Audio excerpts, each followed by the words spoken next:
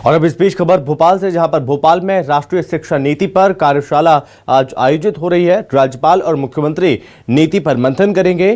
केंद्रीय शिक्षा मंत्री धर्मेंद्र प्रधान शामिल होंगे। कुशाभाऊ ठाकरे कन्वेंशन सेंटर में आयोजित कार्यक्रम होने जा रहा है और शिक्षा नीति क्रियान्वयन और चुनौतियों पर चर्चा होगी। विशेषज्ञ नई शिक्षा व्यवस्था पर सुझाव देंगे।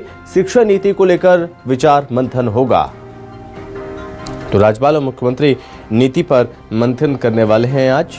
दरअसल भोपाल में राष्ट्रीय शिक्षा नीति पर आज कार्यशाला का आयोजन होने जा रहा है। इसमें मौजूद रहेंगे राज्यपाल और मुख्यमंत्री नीति पर मंथन करेंगे। केंद्रीय शिक्षा मंत्री धर्मेंद्र प्रधान भी शामिल होंगे।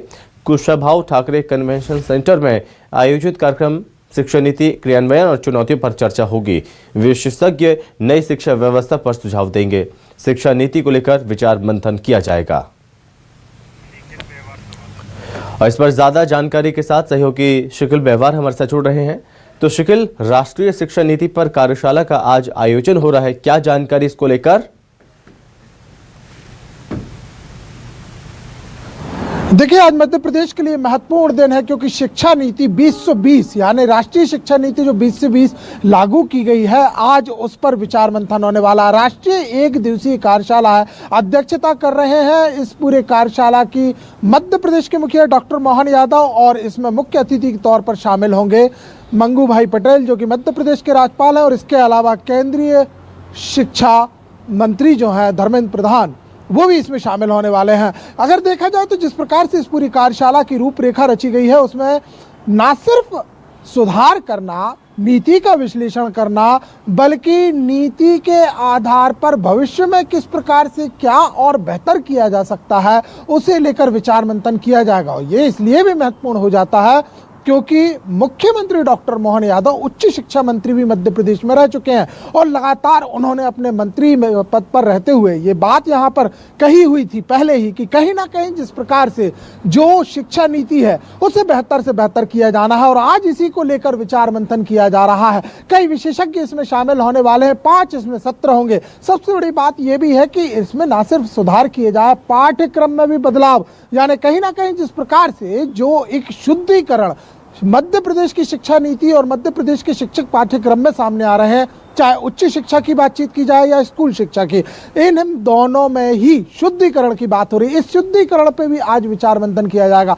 विस्तृत रिपोर्ट जो है वो तैयार की गई है। और इसके अलावा हम देखते हैं तो विदेशी जो विश्वविद्यालय हैं उनकी स्थापना मध्य प्रदेश में होना आज इस कार्यशाला का विषय होगा, लेकिन इसका उद्देश्य यह भी होगा कि विदेशी विश्वविद्यालयों का मध्य प्रदेश में स्थापना के साथ साथ मध्य प्रदेश और भारतीय संस्कृति सभ्यताओं की जो पाठ्य है वो उनमें शामिल कराना। एक बड़ी बात आज मध्य प्रदेश से होने वाली है, सभी संबोधित यहाँ पर करेंगे। और इसके अलावा यह भी एक रोड मैप तैयार किया जाएगा क्योंकि ये राष्ट्रीय कार्यशाला है, राज्य स्तरीय नहीं, तो अन्य प्रदेशों की जो सरकारें हैं उनके लिए भी प्रतिवेदन मध्य प्रदेश की सरजमी इस कार्यशाला से तैयार होगा।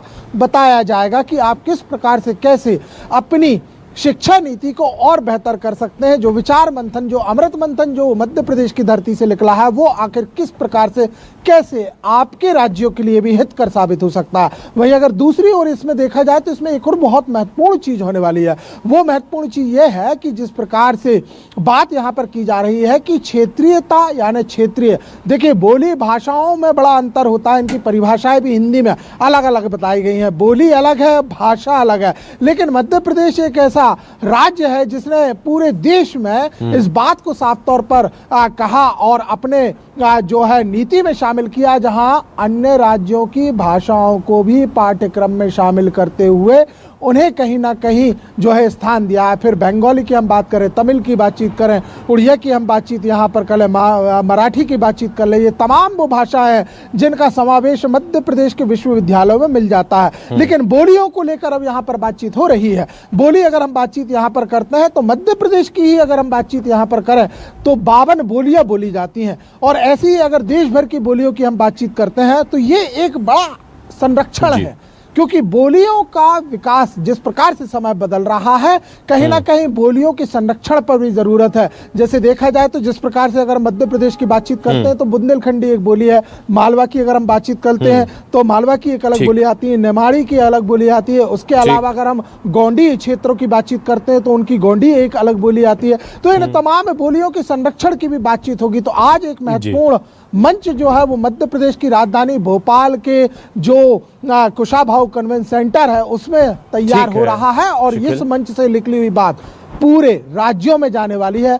विषय है शिक्षा नीति। जी बहुत धन्यवाद शिखिल आपका तमाम जानकारी के लिए। कुशाभाऊ ठाकरे कन्वेंशन सेंटर में आयोजित कार्यक्रम शिक्षा नीति क्रियान्वयन चुनौतियों पर चर्चा होगी। विशेषज्ञ जो पहुंचेंगे तो नई शिक्षा व्यवस्था पर सुझाव भी देंगे और इस बीच यहाँ पर ये बड़ा कार्यशाला जो कि आज आयोजित होने जा रही है।